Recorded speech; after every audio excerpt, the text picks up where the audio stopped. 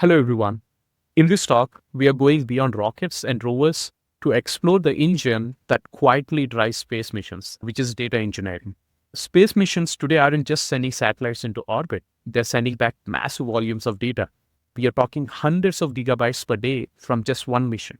And it's not just about storing it, it's about collecting it efficiently, processing it in real time, and making it usable for scientists across the globe. Think of it this way. If rocket science is the body of the mission, the data engineering is the brain and nervous system that makes it all work together. Let's talk about the scale of the space data today. Space is vast, but so is the data it senses. The ISS alone generates nearly a terabyte of data every single day. Imagining downloading every season of a streaming show every day. That's the scale we are talking about. To handle this, they have built powerful distributed systems that split workloads across missions, almost like a factory assembly line. And what about the compression? It's like vacuum, packing your clothes so you can fit a whole wardrobe into a carry-on with compression ratio as high as 10:1. We make every byte and every bit of bandwidth count. Imagine trying to stream Netflix with only dial-up internet connection. That's what we would face without these innovations in space data. These numbers tell a story. Data engineering isn't just supporting space mission, it's powering them. So now let's talk about distributed data systems. Here's where it gets exciting, right? The distributed architectures. Instead of one giant computer crunching all the data, we use a network of small computers working together, like a team of chefs in a kitchen, each preparing a part of the meal. These systems enhance mission success and scientific outcomes, enable efficient data management across missions, are built on a distributed architecture with parallel processing across many nodes. Picture a relay race where data is passed across runners or processors to improve throughput and reduce bottlenecks.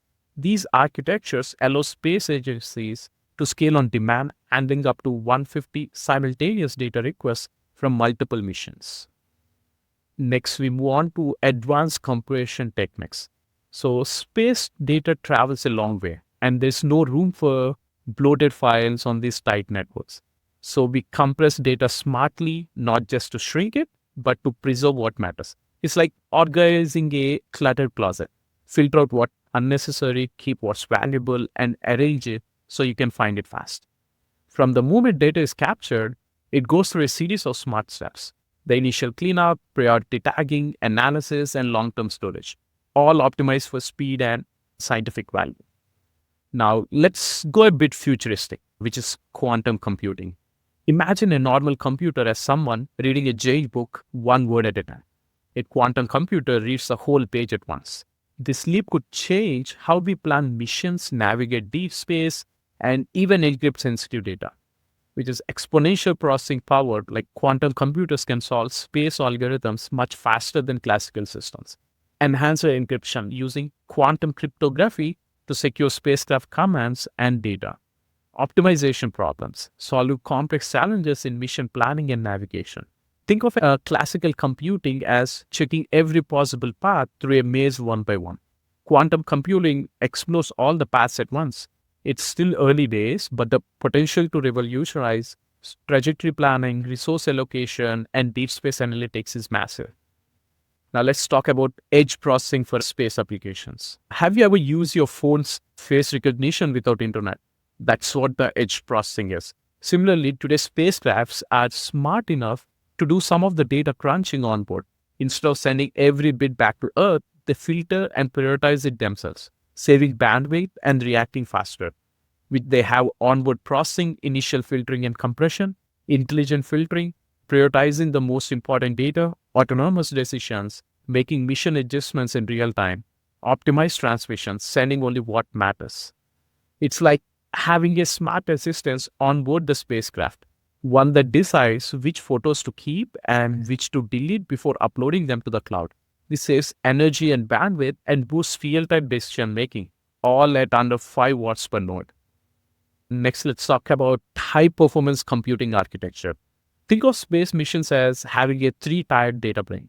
One is in orbit, small but tough processors that can handle radiation and cold. On Earth, giant supercomputers for heavy-duty analysis. And in between, cloud platforms connecting them for seamless coordination. It's like having your smartwatch, laptop, and data centers all working together in a sync. So now let's talk about real-time data processing capabilities. Like with less than 10 milliseconds latency, spacecraft now process and act on data faster than you can blink, which has data acquisition, sensors capture raw input, processing, data is evaluated in milliseconds, autonomous action, the spacecraft makes real-time decisions and ground notification. Critical events are relayed to Earth. This is vital for handling solar flares, anomalies, or system faults, especially when waiting 20 minutes for a signal from Earth isn't an option. Let's talk about James Webb Space Telescope, the golden child of a modern astronomy. It sends back about 40 gigs of data every day, capturing the most detailed images of space we have ever seen. But raw data alone isn't useful. The data goes through onboard filtering, then to Earth, where it's processed by layered pipelines to transform those light signals into breathtaking imagery and discoveries. So, space data isn't just for scientists, it's a major driver of the global economy. From GPS and weather tracking to agriculture and finance, countless industries rely on space derived data to operate. In fact, satellite communications is the largest slice of a 423 billion space economy. And what fuels that? Data engineering, quietly running behind the scenes. So, what's next? Where this is mainly for AI driven autonomous spacecraft that thinks and reacts like smart assistants, a delay tolerant interplanetary and internet to connect future Mars bases, quantum data centers for solving problems we can't even imagine today, and orbital cloud computing where spacecraft collaborate by sharing compute and storage resources. We are talking about the cloud in literal space, and it's closer than you think. To wrap it all up, as space gets more ambitious, so must our data systems. It's no longer just about launching rockets, it's about managing the data that comes back, making it actionable, accessible, and powerful. So, thanks for joining me today. Let's continue to engineer the future of space, one data packet at a time. Thank you.